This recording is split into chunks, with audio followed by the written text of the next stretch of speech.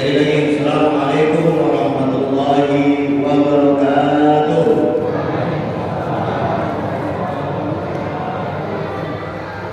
Alhamdulillah, Alhamdulillah wa syukurillah ala nikmatillah wa la hawla wa la quwwata illa billah. Asyhadu an la ilaha illallah wa la syarika lah wa asyhadu anna Muhammadan abduhu wa rasuluh. Allahumma shalli wa sallim wa barik ala sayyidina Muhammadin wa ala alihi wa sahbihi ajma'in. Amma ba'd. Maka Allah Ta'ala fil Qur'anil Karim, a'udzu billahi minasy syaithanir rajim. Bismillahirrahmanirrahim. Shahrul Ramadan alladzi unzila fihi al-Qur'an hudan lin-nas wa bayyinatin minal huda wal furqan. Wa qala Rasulullah sallallahu alaihi wasallam, as-siyamu junnah. Sadaqallahul 'azim wa sadaqa nabiyul habibul karim. Wa nahnu ala dzalika minas syahidin wa syakirin. Walhamdulillahi rabbil alamin. Hadirin kiram yang kami hormati, para alim ulama, para asatidz, dan juga para sesepuh, terkhusus kepada hadirin masjid daripada Temawana, seluruh serta dan jajarannya, yang tentunya mudah-mudahan semuanya mendapatkan keberkahan Allah Subhanahu wa taala. Kita doakan sehat panjang umur sehingga bisa mengurus masjid dengan penuh keikhlasan, penuh dengan semangat, dan berharap mudah-mudahan masjid ini lebih maju dan lebih maju di dalam pelaksanaan ibadahnya. Amin ya rabbal alamin. Dan juga kepada seluruh jamaah, bapak-bapak, ibu-ibu yang hadir dalam kesempatan salat tarawih, mudah-mudahan seluruh langkah niat kita, seluruh apa yang menjadi amalan kita, baik yang wajib maupun yang sunat, mudah-mudahan semuanya tanpa terlepas daripada pengawasan Allah, mudah-mudahan dijadikan sebagai amal ibadah di hadapan Allah Subhanahu wa taala. Amin ya rabbal alamin. Ada ibu-ibu di belakang? Ada suaranya, berarti ada. Bu, ada bu? Alhamdulillah, suaranya lebih banyak kelihatannya. Bapak Ibu alhamdulillah, ini bulan yang luar biasa. Artinya luar biasa, penuh dengan hal-hal yang tiada biasa kita temukan di bulan-bulan yang lain.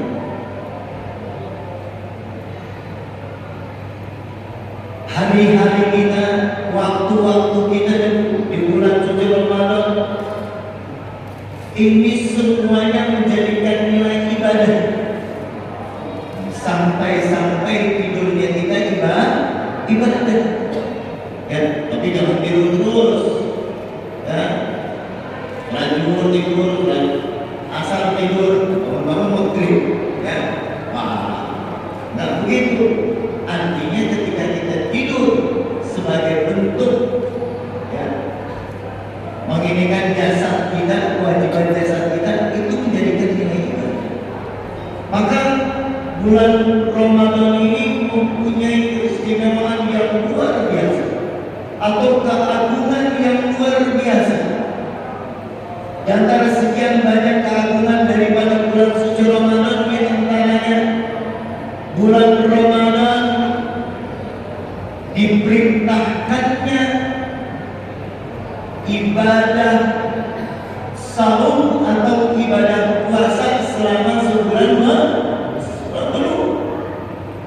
Kewajiban ini tidak ada di bulan-bulan lain. Kewajiban ini ada hanya di bulan suci Ramadan. Maka kemuliaan Ramadan bertambah kemuliaannya dengan adanya pelaksanaan kewajiban puasa.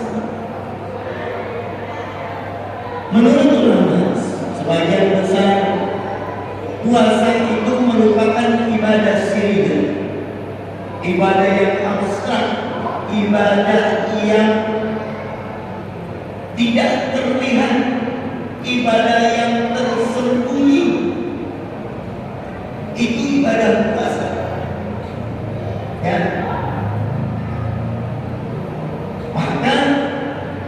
ibadah puasa ini yang kita lakukan, yang kita ketahui dengan apa yang kita lakukan selama puasa, yang mengetahui diri kita dengan Allah Subhanahu wa Ta'ala. Berbeda dengan ibadah-ibadah yang lain. Ibadah haji kalau kita lakukan, kira-kira orang niat tidak? Orang kan niat kalau kita melaksanakan ibadah haji. Adanya roti, ada segala macam. Ibadah sedekah yang kita lakukan, orang kan tahu. Kalau kita melaksanakan daripada ibadah sedekah, begitu pula dengan ibadah sholat yang kita lakukan, orang akan melihat bagaimana gerak-gerik kita di dalam melaksanakan ibadah sholat. Lalu berbeda dengan ibadah puasa. Kalau ibadah puasa tidak ada yang tahu selain diri kita dan Allah. Maka ganjarannya pun dibilang fa'anna jiwa, yang mengganjar, yang memberikan balasan atas puasa yang kita lakukan adalah Allah Subhanahu wa Ta'ala. Seberapa banyak Allah memberikan balasannya? Hanya Allah yang tahu. Ini luar biasa, ya. Maka ibadah yang namanya puasa, ibadah yang tidak terlihat, tersembunyi. Berbeda dengan ibadah-ibadah yang lain. Kalau ibadah sholat bisa dinilai, oh si Udin sholatnya khusyuk, kok tahu? Lihat dari gerakannya, lamban, pelan, khusyuk, dan ada nyamuk nempel di mukanya, 5 nyamuk nempel dengan gerak-gerak. Oh, si Udin khusyuk sholatnya. Bisa dinilai. Ya, coba kalau kita nempel 1 aja, gantung ya, karena kurang khusyukan ini. Ya, saudara bisa dinilai dari mana? Dari jumlah yang diberikan. Oh, siapa? Saudara yang paling besar. Kenapa? Kok tahu? Karena diumumkan jumlahnya lebih banyak. Bahkan dinilai sebagai seorang dermawan karena lebih banyak yang menyumbangnya. Bisa dinilai kalau si anak orang dermawan. Oh, si Udi hajinya haji mabrur, kok tahu? Iya, sepulang daripada haji, sholatnya rajin, baca Qurannya rajin, sering sedekah. Bisa dinilai dari perbuatannya, tingkah lakunya sehari-hari. Luar biasa. Bagaimana cara menilai ini? Oh, dia hebat, puasanya 2 hari gak makan. Oh, salah. Oh, si Udin hebat puasanya, kok tahu? Sering muda terus, gak ada urusannya sama muda terus. Jadi gak bisa dinilai yang namanya ibadah puasa. Ya, kalau kita mau pura-pura sholat, gak bakal bisa. Kalau kita mau pura-pura sedekah, apa yang mau disedekahkan? Kalau kita mau pura-pura haji, bagaimana kita pura-pura haji? Gak bakal bisa. Tapi kalau kita pura-pura puasa, gampang. Sahur ikut sahur, ya. Tapi sahur ikut sahur, subuh dia sholat, bangun jam 10 dengan perut lapar keroncongan. Namanya yang nggak mau puasa, ya kan? Di dapur dia nggak ada apa-apa, dia keluar, ya, dia keluar rumah. Dia tahu kalau dekat rumah banyak temennya, dia pergi yang kejauhan, dia cari warteg. Tapi orang nggak mau berbuat benar, tengok kanan tengok kiri ya. Nah kalau misalnya orang mau maling aja, kan tengok kanan tengok kiri, karena dia niatnya nggak benar. Nanti dia nggak benar nih. Oh, dia buka puasa jam 10 mencari warteg, ada waktu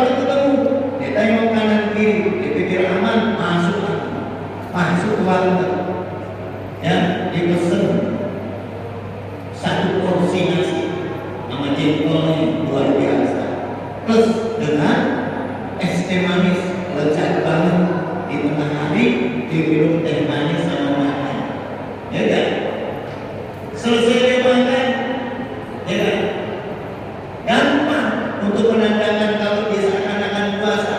Ada tisu bibirnya dilap dikit-dikit, ya kan? Supaya kering, kelihatan kalau kering bukan puasa. Dilap bibirnya kelihatan kering, selesai makan dilap sudah keluar ngintip sedikit. Kami orang mau buat boleh begitu ya. Jadi ngintip kanan kiri kami orang keluar, aman yang keluar pulang ke rumahnya. Sebelum sampai pulang ke rumah, dia lihat teman-temannya ada di sono, lagi pada jalan. Wah, dia takut kelihatannya kalau ditidur bikin dia nggak puasa. Jalannya dilurus-lurusin, kan? Ada angin condong ke kanan, ada angin condong ke kiri, kelihatannya puasa. Dia rumus banget puasa ya, puasa dong. Ada yang tahu, padahal dia habis makan satu piring sama minum es segelas. Nggak ada yang tahu. Inilah puasa Syria. Inilah puasa yang memang rahasianya yang tahu diri kita dan Allah. Ya, yang tahu diri kita dan Allah. Maka dari puasa yang kita lakukan terbentuklah sifat-sifat di antaranya pertama adalah keikhlasan. Sifat yang pertama ikhlas.